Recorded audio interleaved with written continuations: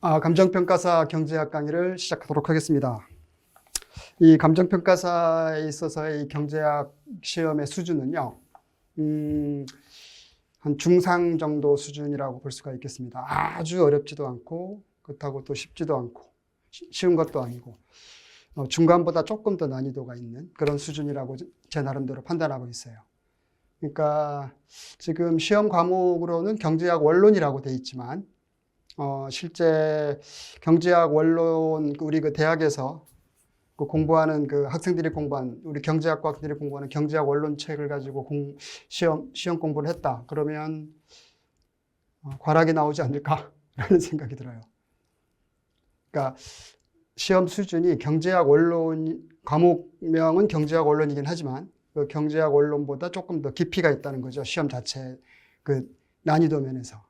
따라서 실제로는 우리 그 경제학과 학생들이 학습하는 경제학 원론뿐만 아니라 경제학 원론 학습한 다음에 이제 2, 3학년 올라가면 거시경제학, 미시경제학, 국제경제학, 경제성장이론, 경제발전이론, 그 다음에 국제금융론, 뭐 이런 강론 수준까지도 시험에서 요구하고 있다는 거죠.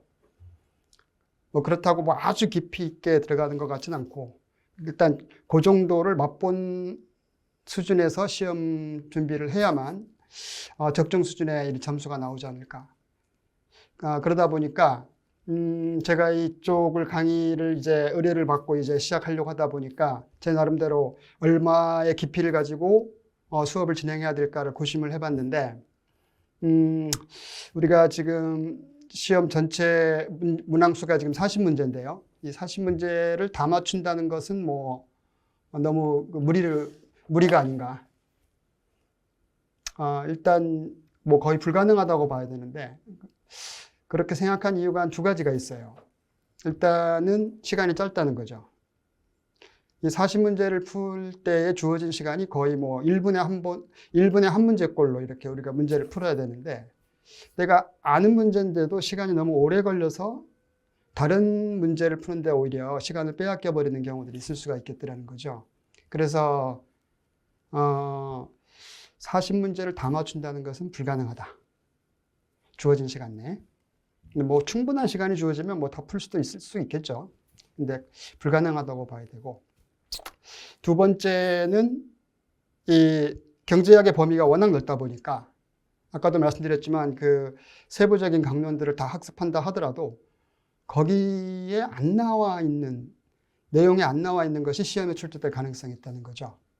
그러다 보니까 그 40문제를 다 맞추는, 즉 100점짜리는 거의 뭐 불가능하다고 볼 수가 있겠더라는 거죠. 그러면 우리가 얼마를 타겟으로 해야 되느냐, 목표 점수를. 제가 봤을 적에는 한 80점에서 85점 정도. 이 정도를 타겟으로 해서 학습을 하시는 것이 가장 적절하지 않겠냐는 거죠. 뭐 일부 뭐 이런 좀 아주 난이도가 높은 그 시험들, 그리고 뭐 공무원 시험들, 그 다음에 또 뭐 공인회계사 시험들 이런 데서의 경제학은 뭐 학생들 이렇게 말을 빌려보면 뭐 과락만 면에도 감사합니다. 경제학은 뭐 이 정도 수준으로 너무 어렵게 나와가지고 학생들이 오히려 경제학을 기피하는 그런 수준까지 와 있다고 볼 수가 있는데 그나마 우리 감정평가사에 있어서의 경제학은 뭐 그 정도까지는 아니고요. 일단 공부를 하면 점수는 나올 수 있다. 그런데 범위가 너무 넓으니까 이 모든 넓이를 다 학습한다는 것은 우리가 수년 동안 경제학만 공부해야 된다는 그런 측면이 생겨버리니까 그건 매우 비효율적이라는 거죠. 우리 경제학은 나중에 우리가 저랑 같이 공부해 보시면 아시겠지만 효율성을 추구하는 학문입니다. 효율성. 그래서 이 경제적 효율성이라는 단어가 되게 많이 나오거든요. 효율적으로. 어떻게 하면 효율적으로 자원 배분을 할 것인가. 이런 문제를 다루고 있는 학문 분야라는 거죠. 따라서 우리가 수험생 입장에서도 시험 준비를 함에 있어서 이왕이면 효율적으로 하라는 거죠. 그래야 경제학 점수도 잘 나온다는 거지. 효율을 추구하는 학문이니까 시험 공부도 효율적으로. 뭐 우리가 뭐 100점 맞았다 해서 반드시 좋은 건 아니지 않습니까? 우리가 1차 시험에서 감정평가사에 있어서 경제학을 100점 맞았다 해서 뭐 그렇게 썩 좋은 것, 뭐 특별한 뭐 혜택이 있는 것도 아니란 말이에요. 2차 시험에서. 따라서 우리가 1차 시험을 이렇게 패스할 정도 점수를 맞으면 되겠더라는 거죠. 그래서 40문제에서 한 32문제에서 한 35문제 정도 이 정도를 목표로 해서 여러분들이 시험 공부를 하시면 괜찮지 않을까라고 저는 판단하고 있습니다. 그리고 제 판단 하에서 강의를 진행하려고 하고 있습니다. 그런 의미에서 제가 이렇게 선택한 이 교재도 지금 시중에 굉장히 많은 경제학 책들이 나와 있습니다.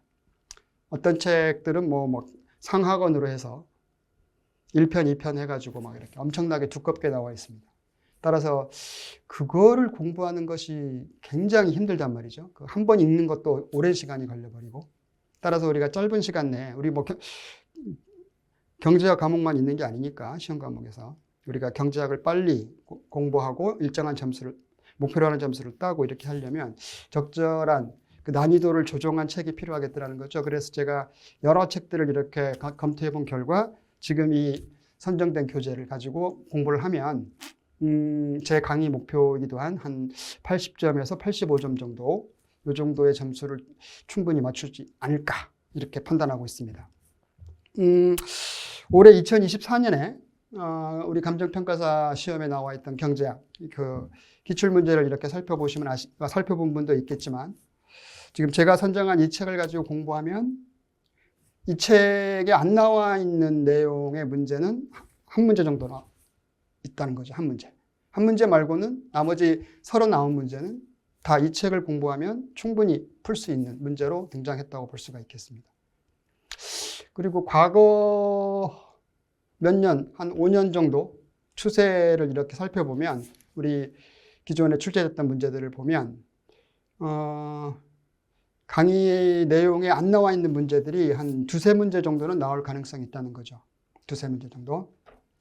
따라서 40문제에서 한 2-3문제 정도는 내가 안 배운 내용이 나올 수 있다는 사실을 꼭 기억하십시오. 그리고 그 문제까지 풀려고 노력하지 마시라는 거죠. 많이 나와야 한 3개 아니면 한 2문제. 뭐 올해는 1문제밖에 안 나왔지만 아무튼 다행히도. 그러면 나머지 내가 공부한 범위 내에서 실수를 줄이는 것이 가장 좋겠다는 거죠. 실수를.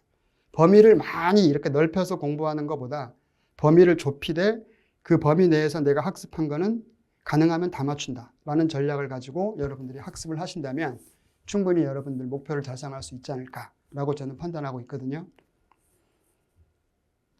따라서 너무 욕심은 안 내셨으면 좋겠고요. 그 다음에 이 경제학을 공부함에 있어서 또 한 가지 여러분들한테 권해드리고 싶은 것은 뭐냐면 암기에 의존하지 말라. 암기. 경제학은 사회과학입니다. 이 과학적인 과목들은 가능하면 이해를 요구한단 말이죠. 왜냐하면 내가 책을 암기했다 해서 책에 있는 지문 그대로 시험 문제 나오라는 보장도 없거든요. 따라서 그 내용을 이해해야만 내가 지문을 이해해서 정답을 찾을 수가 있겠다는 거죠. 따라서 경제학은 가능하면 이해하려고 노력하라. 처음 공부하시는 분들은 되게 어려울 거예요. 모든 용어들이 낯설고 막 그래서 그렇습니다. 따라서 이해하는 것이 쉽지는 않을 텐데 그래도 처음에 들어갈 때 조금 고생하면 나중에는 점수가 잘 나와요. 경제학이. 이해하려고 노력하시다 보면. 근데 암기에 의존하신 분들은 한계가 있습니다. 점수를 득하는 데 있어서. 따라서 가능하면 암기하지 말라. 제가 불가피하게 암기해야 될 내용들은 제가 수업 시간에 이 정도는 암기를 해두는 게 좋습니다라고 이렇게 여러분들한테 소개는 드리겠지만 가능하면 암기하지 말라. 자꾸 이해하려고 노력하십시오. 이해를 해두면 어차피 우리가 객관식 문제를 푸는 거니까 문제를 받아보는 순간 정답을 찾을 수가 있다는 거죠. 따라서 굳이 암기할 필요가 없다. 그리고 경제학 자체가 암기 과목은 결코 아니라는 사실입니다. 그래서 가능하면 이해하고요. 그 다음에 전체적으로 우리 경제학 우리가 공부해야 될 내용이 어떤 것들이 있느냐. 첫 번째 이 미시경제학 파트가 있겠고요.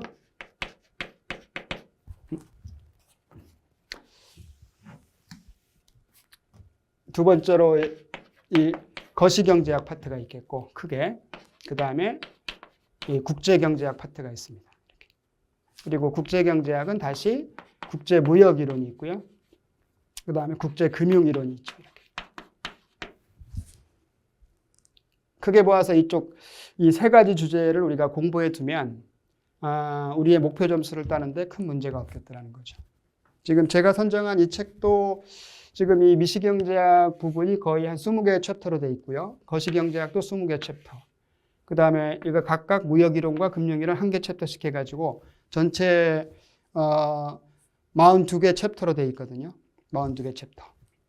따라서 그 42개 챕터에서 각각 제 1장은 거의 시험에 나올 내용이 없고요. 1장은. 따라서 그 41개 챕터라고 보시면 되는데 이 41개 챕터에서 평균 한 2문제 정도씩 골고루 나오거든요. 지금까지 전체적으로 보더라도 이쪽이 한 50에서 55% 정도 이렇게 시험 문제들이 지금 등장하고 있고 이쪽 거시 쪽이 한 45 이렇게 나머지 이쪽이 한 5% 정도 이렇게 그러니까 이쪽에서 좀 빠진 것들이 이쪽에서 이렇게 등장합니다. 그러니까 여기서 한 문제 이 정도는 반드시 등장하는 거니까요. 많이 나올 때는 이쪽에서 한 2문제 정도 나오는 경우도 있겠고 어떤 때는 이쪽에서 한 2문제 정도 나오는 경우도 있겠고 이렇게 그러니까 많이 나오면 국제경제학에서 한 4문제 정도 나온다고 보시면 되겠고요. 여기 2개, 여기 2개 이런 식으로 나머지는 다 미시거시 내용이라고 보시면 됩니다. 이렇게 따라서 시험 문제가 이렇게 골고루 나오고 있다는 거죠. 골고루. 따라서 각 챕터에서 한 2문제 정도씩 나온다고 보시면 2문제 정도씩 우리가 준비를 해두면 이게 80여 문제가 되잖아요. 그러면 그 80여 문제를 내가 연습해 두면 골고루 문제를 그러면 우리의 목표 점수 한 32개에서 한 35개 정도 이렇게 맞추는데 충분하지 않을까 싶기도 합니다. 따라서 이 각 내용들을 우리가 공부할 때 충분한 이해를 해 두시면 좋겠다는 거죠.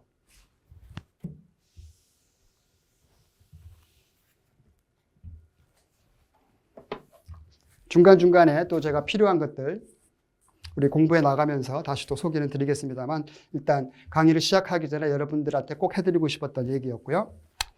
자, 그러면 본격적으로 우리 책 내용으로 들어가서 강의를 시작하도록 하겠습니다.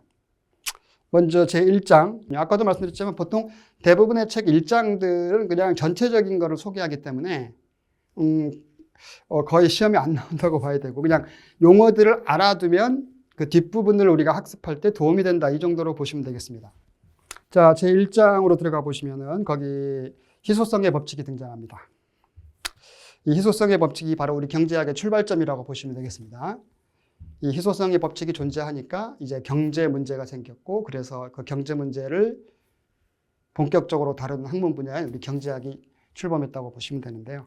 이 희소성의 법칙이라는 것은 그 책에 나와 있듯이 인간의 욕망은 무한한 데 비해서 그 욕망을 충족시킬 수 있는 이 경제적 자원이 상대적으로 부족한 현상이죠. 절대적으로 부족한 게 아니고 상대적으로.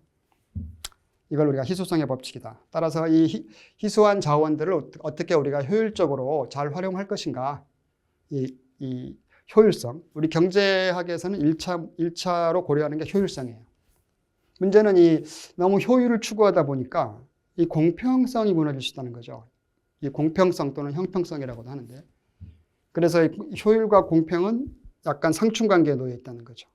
요걸 추구하다 보면 요게 조금 무너지고. 공평을 추구하다 보면 효율이 무너지고. 그러다 보니까 세계 전체의 경제 시스템이 자본주의 시장 경제를 채택하는 나라가 있고 이 사회주의 이 경제를 채택하는 나라가 있다는 거죠. 이 사회주의는 너무 형평을 추구하다 보니까 효율이 무너져가지고 이 저성장 국면에서 벗어나질 못하고 있다는 거죠. 여러분도 알다시피. 그래서 우리가 지금 공부하는 경제학은 우리 자본주의 시장 경제를 다루는 이 경제학이니까 일단 효율, 1차적으로 효율을 추구하고 그렇다고 뭐 공평을 완전히 포기한 건 아닙니다. 가능하면 효율, 상충관계이긴 하지만 둘이가 효율과 공평이 이 효율을 1차적으로 추구하면서도 가능하면 공평성까지도 충족시킬 수는 없을까? 이것까지도 고민하고 있다는 거죠. 가능하면. 자, 그 다음에 거기 우리가 아까 경제적 자원이 상대적으로 부족한 현상이다라고 했는데 희소성이 이 경제적 자원이라는 게 뭐냐면 결국 이 생산 과정에 투입되는 이 생산 요소들을 말하는 거죠. 예컨대 뭐 노동과 같은 이런 인적 자원이 있을 수가 있겠고 그 다음에 어떤 공장이라든지 각종 기계 설비 같은 이런 그 물적 자원이 있을 수가 있겠다라는 거죠. 이 물적 자원은 우리가 금방 배우겠습니다만 이걸 자본이라고 합니다. 자본. 따라서 그 다음에 또 자연자원도 있을 수가 있겠죠. 자연자원. 뭐 각종 무슨 뭐 이런 석유, 토지 뭐 이런 것들. 그 다음에 이 재화와 서비스. 이 재화와 서비스가 있는데 이 재화와 서비스를 이렇게 뭉뚱그려서 우리가 생산물이라고 이렇게 표현합니다. 생산물. 어떤 책에서는 생산물, 어떤 책에서는 재화와 서비스 이렇게 같은 말이라고 보시면 되겠고요. 그랬을 때 이 재화에는 이 자유재라는 것이 있고 또 경제재라는 것이 있겠다라는 거죠. 이 자유재는 그 양이 무한히 많기 때문에 굳이 대가를 지급하지 않아도 얼마든지 내가 원하는 만큼 소비할 수 있는 재화를 말합니다. 뭐 공기라든지 뭐 물 같은 것들을 말하는 거죠. 따라서 이놈은 우리들의 분석 대상이 아니죠. 이 경제재는 반드시 대가를 지불해야만 얻을 수 있는 재화를 말하는 거죠. 따라서 우리들의 분석 대상은 바로 이놈이라는 거죠. 경제재. 그 다음에 또 용도에 따라서, 그러니까 결국은 이 자체가 지금 희소성으로 이렇게 분류하는 거란 말이죠. 이놈은 희소성이 없는 놈이죠. 굉장히 많기 때문에 최근에 와서는 뭐 완벽한 자유재가 있겠냐라는 또 이런 그 말씀을 하는 우리 경제학자도 있습니다. 공기가 뭐 무한히 많다. 우리가 원하는 공기는 그 공에 찌든 공기가 아니라 맑은 공기잖아요. 근데 점점 성장하다 보니까 어떻습니까? 요새 우리 그 대기오염 문제가 심각해지고 있지 않습니까? 따라서 우리가 원하는 그 맑은 공기는 점점 이 원래는 자유재였던 것이 이렇게 경제재화되고 있지 않는가 말이죠. 아무튼 뭐 그런 것도 있고요. 하지만 뭐 어차피 우리 뭐 시험 문제에서는 뭐 자유재는 분석 대상이 아니다. 이놈이다. 이렇게. 그 다음에 사용 용도로 재화를 분류하는 경우도 있습니다. 용도. 어떤 용도로 쓰이냐 해서 소비재가 있고요. 그 다음에 생산재가 있는 거죠. 이 생산재가 바로 이 자본재라고 합니다. 소비재와 자본재. 이 소비재는 말 그대로 우리가 이렇게 그 형태 그대로 이렇게 활용해버리는 거죠. 이 소비라는 말 자체가 써버리다 이런 뜻입니다. 한자말로. 그냥 있는 그대로 써버리는 거. 이 자본재 또는 생산재라고도 하는데 이 자본재는 말 그대로 다른 재화를 만들 때 재투입되는 놈들을 말하는 거죠. 다시 한번. 자본재. 그 다음에 서비스라는 것은 뭐 보이지 않는 재화라고 우리가 그냥 간단하게 얘기할 수가 있는 거죠. 보이지 않는 그 유용한 행위죠. 유용한 행위, 서비스는.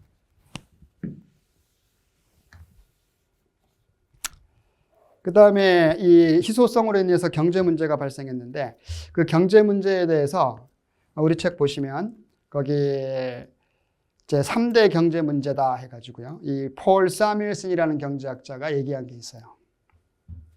이 폴 사뮤엘슨이라는 경제학자는 그 케인즈 학파의 우두머리격인 학자인데 굉장히 뭐 당대 최고의 경제학자라는 칭송을 받았던 분이죠. 나중에 우리 뒤에서 만나겠습니다만 그 통화주의 학파의 우두머리격인 이 밀턴 프리드만이라는 경제학자가 있거든요. 이 밀턴 프리드만, 이쪽 고전학파 계통에서는 밀턴 프리드만, 그 다음에 이쪽 케인즈 학파에서는 폴 사뮤엘슨, 이 두 분이 쌍두마차였어요. 쌍두마차. 뭐 최고의 경제학자다 이렇게 칭송을 받던 분들인데 아무튼 이 케인즈 학파의 우두머리격인 이 사뮤엘슨이라는 경제학자가 이 3대 경제 문제를 얘기했는데 거기 첫 번째가 어떤 재화를 얼마나 생산할 것인가. 결국 이 생산물의 종류와 수량이죠. 이 희소한 자원들을 얼마큼 만드는 것이 과연 좋으냐. 그 다음에 두 번째가 어떻게 생산할 것인가죠. 생산 방법과 관련된 문제고요. 가능하면 효율적으로 만들어야 되겠죠. 효율적으로 생산 자체를. 희소하니까 자원이. 그 다음에 누구를 위해 생산할 것인가. 효율을 추구하기는 하지만 형평성까지 또는 공평성까지 완전히 포기한 건 아니라 그랬죠. 따라서 이 누구를 위해 생산할 것인가라는 바로 이 분배 문제라는 거죠. 그래서 이 3대 경제 문제를 이렇게 얼마나 생산할 것인가, 어떻게 생산할 것인가, 누구를 위해 생산할 것인가 이렇게. 원래는 이 3대 경제 문제였는데 최근에 와서는 일부 학자들께서 이 희소한 자원들이 지금 우리가 다 써버리면 후손들은 쓰지를 못하겠다라는 거죠. 즉, 이 고갈 문제가 생기고 있다는 거지. 고갈 문제. 그러다 보니까 언제 생산할 것인가라는 문제도 같이 포함시켜야 된다. 그래서 3대가 아니라 4대가 돼야 된다. 경제 문제가. 이렇게 주장하기도 합니다. 언제 생산할 것인가. 우리가 다 써버리면 안 되겠죠. 그럼 우리 후손들은 그 유용한 자원들을 쓸 수 없게 되는 거니까. 결국 이 언제 생산할 것인가라는 것은 결국 세대 간 문제라는 거죠. 세대. 현재 세대와 미래 세대.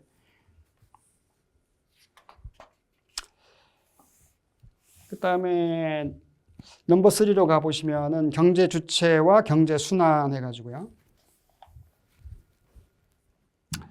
경제 주체.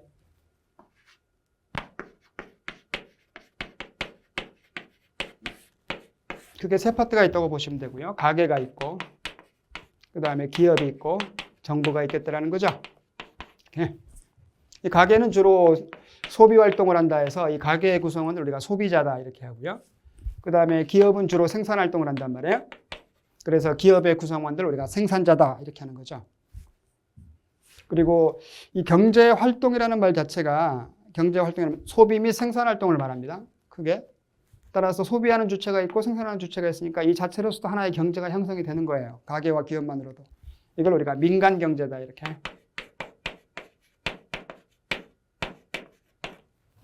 또는 민간 경제라는 말 대신에 민간 부문이다 이렇게 섹터로 구분하기도 하고요. 정부는 뭐냐? 공공경제라고 합니다. 또는 공공부문 이렇게.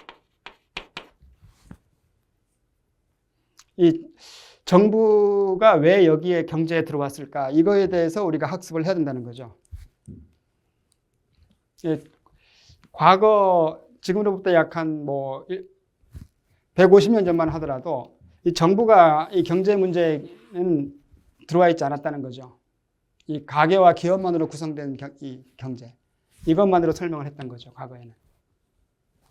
그런데 이 가계와 기업만으로 구성되어 있는 이 민간 경제만으로는 이 효율성을 추구할 수 없다라는 한계에 도달하게 됐고, 그럼으로써 이 정부가 일정 부분 경제에 간섭해야 되는 것이 아니냐, 개입해야 되는 것이 아니냐라는 문제가 생기기 시작한 거죠. 그러면서 조금씩 이 정부가 경제에 개입하게 되는 겁니다. 그것도 우리가 학습을 할 것이고요. 그러면 이 순수 이 민간 경제로만 구성되어 있는 경제의 순환적 흐름을 한번 살펴보면요. 이 순환적 흐름에 대한 이해를 여러분들이 하시면 거의 경제학 절반은 공부한 거나 진배가 없어요. 자, 가계가 있고요. 소비의 주체. 그 다음에 기업이 있고요. 이렇게. 그 다음에 우리 사람들에게 필요한 생산물이 있죠. 이 생산물은 바로 앞서서도 제가 설명을 드렸지만 다른 말로는 우리가 재화와 서비스라고도 합니다. 재화와 서비스. 이 재화와 서비스가 거래되는 시장이 있고요. 그 다음에 이 완성물을 만들기 위해서는 생산 자원이 필요하죠. 이 자원이 거래되는 시장도 있습니다. 이 자원 시장. 이 자원 시장을 다른 말로 생산 요소 시장이다 이렇게 한단 말이에요. 생산 요소. 책에 따라서 다양한 용어들을 사용하니까 저는 이렇게 한 번씩 돌아가면서 쓸게요. 어떤 때는 자원이라고도 했다가 어떤 때는 생산 요소라고도 했다가 여기도 마찬가지로 생산물이라고도 하고 재화와 서비스라고도 하고요. 이렇게. 자꾸 이렇게 반복해서 쓰다 보면 이게 우리 귀에 이렇게 친숙해진다는 거죠. 자, 그랬을 때 여기에 일정한 경제의 순환적 흐름이 존재하더라는 거죠. 가게는 이 생산물 시장에서 자기들이 원하는 생산물들을 수요하더라는 거죠.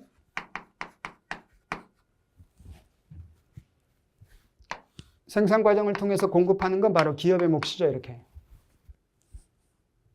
그 다음에 자원 시장으로 들어오게 되면은 수요 공급의 주체가 바뀌는 거예요. 오히려 자원을 수요하는 주체가 기업이 되고요.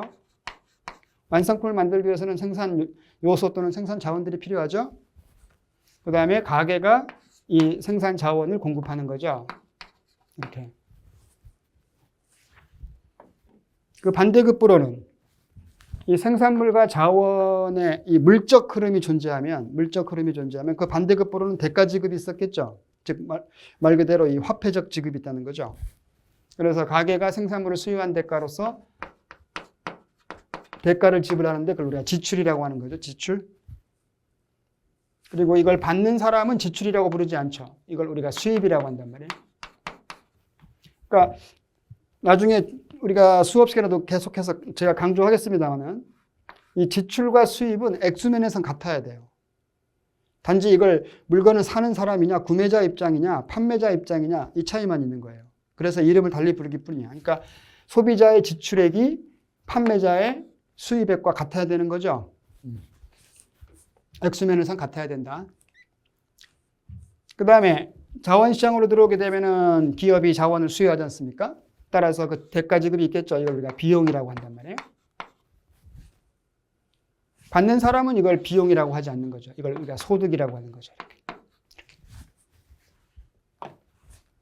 따라서 시계 방향으로는 화폐적 흐름이 뱅글뱅글 돌고 있고 시계 반대 방향으로는 물적 흐름이 뱅글뱅글 돌고 있고 누가 먼저 시작했는지는 아무도 몰라요. 이 누가 먼저 시작했을까에 대해서 우리 거시경제학 쪽 공부할 때 제가 이 세이의 법칙을 얘기하면서 다시 한번 얘기하겠습니다만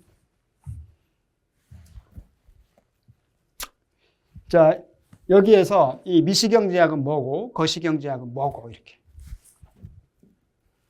이 미시경제학과 거시경제학이 다른 걸 관찰하는 게 아니에요. 똑같은 걸 관찰하는 거예요.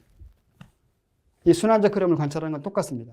단지 미시는 말 그대로 깊이 있게 보겠다는 거죠. 눈을 가늘게 떠서. 이 미시라는 말 자체가 눈을 가늘게 뜨다 이런 뜻이에요. 우리가 사람들이 일반적으로 어떤 사물을 관찰할 때 우리가 현미경 같은 걸 관찰할 때 이렇게 보잖아요. 눈을 좀 가늘게 뜨고 깊이 있게 보려고. 그 다음에 넓게 볼 때는 눈을 좀 크게 뜬다는 거죠. 이 것이라는 게 눈을 크게 뜨다 이런 뜻이거든. 따라서 우리가 깊이 있게 이렇게 들여다보는 거죠. 이게 미시고 멀리서 이렇게 전체적인 흐름을 보고 싶다 그러면 이게 거시가 되는 거예요. 따라서 미시경제학은 가게가 생산물을 수요할 때, 기업이 생산물을 공급할 때, 그 다음에 생산 요소를 기업이 수요할 때, 그 다음에 자원을 가게가 공급할 때 깊이 있게 들어가서 관찰하는 거죠. 어떤 행동들을 보이고 있느냐 이렇게 구체적으로. 그래서 가게가 생산물을 수요하거나 자원을 공급하는 이쪽에 해당되는 이론이 이게 소비자 이론이에요. 소비자 이론. 그 다음에 이쪽은 우리가 생산자 이론이라고 하는 거예요. 생산자 이론. 그래서 미시경제학은 이 각각의 크게 이 소비자 이론, 생산자 이론 이렇게 구분할 수가 있습니다. 그래서 깊이 있게 들어가서 보는 거죠. 이렇게. 그리고 금방 뒤에 나오겠습니다만 이 경제학 책에 출연하는 이 출연자들 우리가 실제 깊이 있게 우리가 이걸 들여다보기 위해서는 소비자들이 실제 소비하는 행태를 관찰해 봐야 되는데 실제 현실에서는 한 나라 내에 소비자의 숫자가 엄청나게 많잖아요. 우리나라 인구수만큼 많다고 해도 과언이 아니지 않습니까? 따라서 모든 소비자를 다 관찰해 볼 수는 없으니까 우리가 분석을 함에 있어가지고 이 대표적인 소비자를 출연시키는 거죠. 대표적 소비자. 대표적인 소비자가 생산물을 수요할 때 어떻게 행동하느냐. 그 다음에 생산 자원을 공급할 때 어떻게 행동하느냐 이렇게. 기업도 마찬가지. 무수히 많은 기업들이 존재하지 않습니까? 따라서 다 관찰해 볼 수는 없는 노릇이니까 대표적인 생산자를 뽑아가지고 그 대표적인 생산자가 어떻게 행동하느냐 이걸 보려고 하는 거지. 근데 그 대표자를 뽑는 기준이 있어요. 그게 뭐냐면 합리성이야, 합리성. 그래서 그러다 보니까 우리 경제학 책 읽다 보면 항상 뭐 합리적인 소비자의 선택, 합리적인 생산자의 선택 이런 표현들을 많이 쓰는 거죠. 그러니까 합리적으로 행동하는 행동 논리만 우리가 취급하는 거야. 물론 부분적으로 어떤 데는 비합리적으로 행동할 때가 있거든. 그런 것들은 약간 예외적인 걸로 이렇게 취급한단 말이에요. 조금씩 이렇게. 그러니까 일반적으로 전체의 그 이론의 틀은 합리적인 행동들에 해당되는 것들만 나와 있다는 거죠. 그 합리적이지 못한 건 약간 예외 조항으로 해서 살짝 취급하고 있더라. 라고 보시면 돼요. 자, 그러면 합리적인 소비자가, 합리적인 생산자가 이제 행동을 보이는데 합리적이니까 어떻습니까? 무턱대고 행동할 수는 없단 말이에요. 따라서 어떤 분명한 목적 의식을 가지고 행동하는 거지. 그게 뭐냐면 소비자들은 생산물을 수요할 때나 자원을 공급할 때나 이 효용 극대화를 추구하더라는 거죠. 효용 극대화. 이 효용이라는 것은 우리 뒤에서 배우겠습니다만 이게 만족이라고 보시면 돼요. 만족감. 그러니까 생산물을 수요할 때도 만족을 극대화할 수 있는 양만큼만 수요하더라는 거지. 그럼 나중에 후회하지 않겠죠. 그 다음에 자원을 공급할 때도 마찬가지로 만족을 극대화할 수 있는 양만큼만 공급하더라는 거지. 기업은 두 시장에 걸쳐서 행동함에 있어서 자기 만족 때문에 생산활동하는 기업은 없죠. 일반적으로. 물론 뭐 비영리 기업이 있을 수는 있는데 대부분의 기업들은 다 영리 기업이란 말이에요. 따라서 우리는 영리 기업을 중심으로 분석하겠다는 거죠. 따라서 이익을 추구하는 기업들. 따라서 기업들은 이윤극대화를 추구한다라고 가정을 하는 거죠. 뭐 이윤극대화가 아닌 경우는 살짝 취급할 거예요. 이윤극대화를 취급하지 않고 다른 걸 추구한다면 어떨까? 이런 것들은 살짝 취급하는 거지. 어차피 시험 문제에서도 가끔 그런 게 나오거든. 이윤극대화가 아닐 때. 그런 것들은 약간 예외적으로 조금씩 다루고 있다는 거죠. 그러니까 가장 큰 덩어리는 바로 이윤극대화라는 거죠. 따라서 서로 다른 목적을 추구합니다. 가계와 기업은. 그래서 이 자본주의 시장 경제는 굉장히 어지러워 보인다는 거죠. 소비자들은 효용극대화를 추구하고 기업들은 이윤극대화를 추구하고 서로 다른 목적 하에서 막 이렇게 어지럽게 행동하는데 뭔가 조화가 일어나더라는 거죠. 시장에서. 그 조화를 분석하는 이론 분야가 바로 수요공급 이론이에요. 수요공급 이론. 결국 이 소비자가 생산물을 수요할 때 이 소비자를 우리가 공부할 텐데 여기서 증명하고자 하는 게 뭐냐면 그 생산물의 가격이 있고 생산물의 수량이 있다고 했을 때 과연 이와 같은 수요 패턴을 보여주느냐. 뭐 경제학을 잘 모르시는 분들도 이러한 수요 곡선들은 다 아시고 있지 않습니까? 수요 곡선이 이렇게 생긴 걸 우리가 수요 법칙이라고 하죠. 그 다음에 생산자들은 이윤극대화를 추구하는데 과연 이 생산자 이론에서 증명하고자 하는 게 뭐냐면 과연 이와 같은 공급 패턴을 진짜 보여주느냐 이걸 증명하는 거죠. 과학적으로. 실제로 증명했고요. 이미 100년 전쯤에. 따라서 우리는 의심 없이 이와 같은 수요 곡선과 공급 곡선을 우리가 그냥 사용하는 거죠. 이미 증명을 했기 때문에 과학적으로. 따라서 서로 다른 목적을 추구하고 있기 때문에 서로 그림들이 다른 거예요. 하지만 시장에서는 서로 다른 목적을 추구하는 두 경제 주체들 사이에서 서로 간에 합의가 일어나더라는 거죠. 합의. 그 합의가 이루어진 상태를 균형이다 이렇게 해요. 균형. 균형은 당연히 이 수요와 공급의 교차점에서 발생하는 거죠. 이렇게. 이거는 자원시장도 마찬가지입니다. 이놈이 생산 자원의 양이고 생산 자원의 가격이다라고 한다. 마찬가지라는 거죠. 단지 수요 공급의 주체가 바뀌는 것뿐이에요.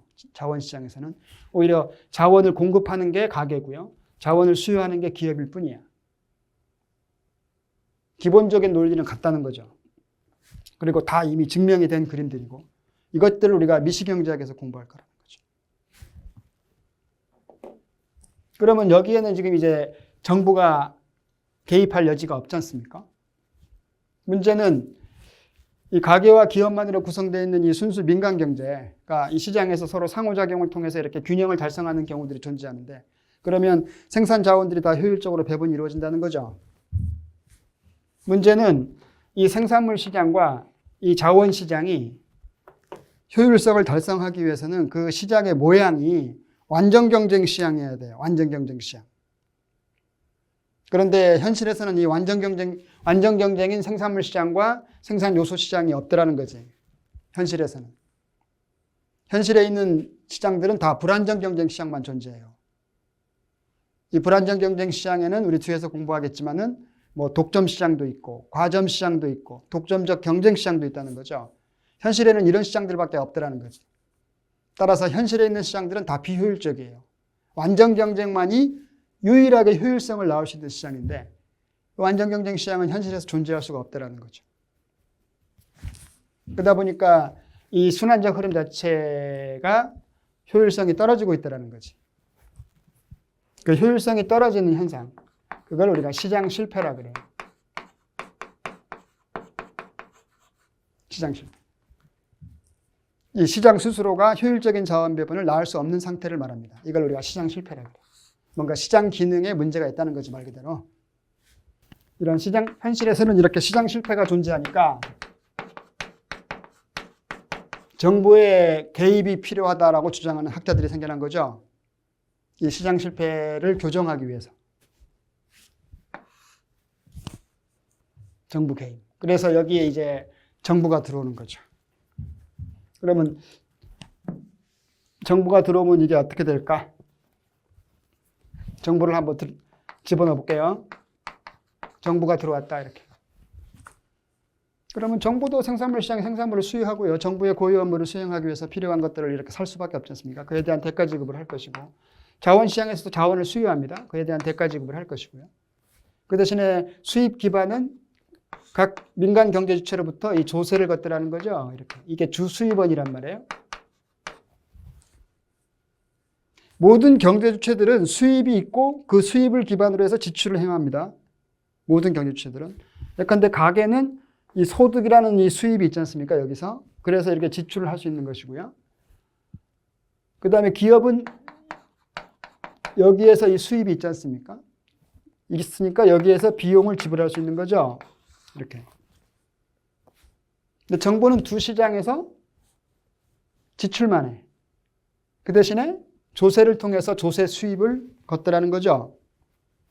이렇게. 따라서 정부가 들어왔다 하더라도 이 순환적 흐름 자체의 규모는 아무런 문제가 없습니다. 기존에 가게가 쓰던 돈 중에서 일부는 세금으로 내면 정부가 쓸 것이고요. 대신 집행하는 꼴이죠. 기업 부분에서 오는 것도 마찬가지고요. 따라서 전체적으로 순환적 흐름에는 아무런 차이가 없겠다라는 거죠, 규모가. 그래서 이 시장 실패가 존재하니까 정부가 이제 개입할 필요성은 존재하더라는 거지. 그랬을 때 이 정부가 과연 적극 개입하는 게 좋으냐, 또 가능하면 시장 경제에 맡기는 것이 좋으냐에 따라서 또 의견이 갈리는 거죠. 그러면서 이때부터 우리가 이제 거시경제학이 시작되는 거예요. 거시경제학이. 이 거시경제학은 좀 더 이렇게 큰 눈을 가지고 본다 그랬죠. 넓게. 이 전체적인 순환적 흐름 이렇게 사이즈. 이 전체적인 이 사이즈가 이렇게 더 커질 수는 없을까? 이 사이즈가 커진다는 것은 생산물의 양도 늘어나고 자원의 양도 늘어난다는 뜻이지 않습니까? 그걸 우리가 흔히 경제 성장이라고 해요. 경제 성장. 어떻게 하면 경제 성장할 수 있을까? 경제가 성장하면 어떻습니까? 그 나라 국민들이 물질적으로 더 풍요를 누릴 수가 있는 거지. 더 풍부해지는 거죠. 생활이. 윤택해지는 거지. 그리고 그 성장을 하면서도 막연한 성장을 바라는 게 아니라 안정적 성장을 바라는 거죠. 그 안정적 성장을 위해서 과연 정부가 개입하는 게 좋으냐? 시장 경제에 맡기는 것이 최선이냐? 이쪽에 따라 가지고 또 학파 간의 의견이 갈리는 거죠. 한쪽은 우리 뒤에서 공부하겠습니다만 고전학파 계통이 있고 케인즈가 있고 이렇게. 그래서 이 케인즈 쪽 사람들은 정부가 적극 개입하는 것이 좋다. 경제 안정화 정책을 통해서. 고전학파는 안정화 정책은 이런 문제점들이 있으니까 그건 써봐도 효과가 없다. 따라서 개입하지 않는 것이 최선이다. 이렇게 또 항변을 한단 말이에요. 따라서 그런 각각의 자기들의 주장들이 있지 않습니까? 이것들을 우리가 거시경제학 부분에서 우리가 학습을 해야 돼요. 두 학파 간의 치열한 논쟁의 산물들을. 그것들이 시험 문제에서 대종을 이루고 있는 거죠. 국제경제학은 뭐 이쪽 한나라 국민경제가 이렇게 있으면 또 외국에도 국민경제가 있겠죠. 가계기업 정부가. 그랬을 때 그 두 국민경제의 교류, 물건의 흐름을 관장하는 부분이 무역이고요. 그 대가 지급인 그 화폐적 흐름을 관장하는 부분이 바로 국제금융이 되는 거죠. 그쪽을 우리가 학습을 해야 되겠다는 거죠.